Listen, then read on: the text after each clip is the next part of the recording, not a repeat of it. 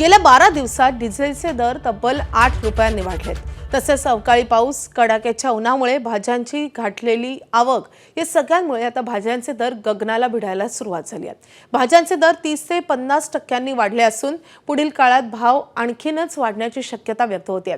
मुंबईच्या भायखळ्याच्या मार्केटमधून आढावा घेतलेला आहे आमच्या प्रतिनिधींनी, आपण पाहूयात। सातत्याने होणारी इंधन दरवाढ आणि अवकाळी पाऊस याचा फटका आता भाज्यांच्या दरांवर होऊ लागलेला आहे।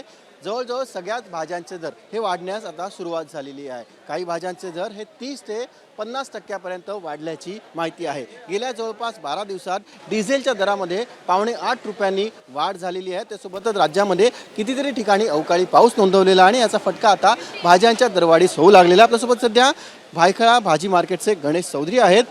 गणेशजी, भाज्यांचे भाव वाढलेले आहेत, जवळपास किती टक्क्यांनी भाव वाढलेत आणि कोणत्या कोणत्या भाज्यांचे भाव वाढलेत?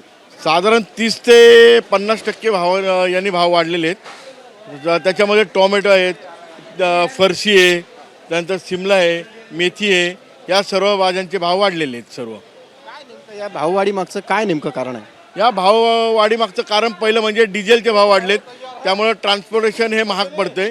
आणि दुसरी गोष्ट म्हणजे अवकाळी पाऊस, अचानक पाऊस कुठे पण पडला की मालाचा सर्व सत्यानाश होतो। आणि याच्या मागचं कारण वेगळं म्हणजे डिझेल जे आता सध्या मिळतच नाही आहे। गावी ट्रान्सपोर्टेशनसाठी ज्या पिकअप येतात इथे मुंबईसाठी, त्या रोजच्या 150 ते 200 पिकअप यायच्या, आता फक्त 60 नाही तर 70 पिकअप येत आहेत।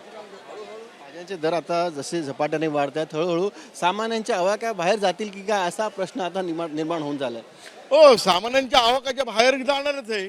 आता भाज्या साधारण नाही का, शिमला मिरची 70-80 रुपये भाव चालली आहे, तुमची फरस बी चालली 120 रुपये किलो चाललेली आहे जवळजवळ। आता जाणार 200-250 रुपये किलो आणणार, संपूर्ण घराचं कोष्टकच लोकांचं कोलमडणार आहे याच्यामध्ये। एबीपी माझा, उघडा डोळे बघा नीट।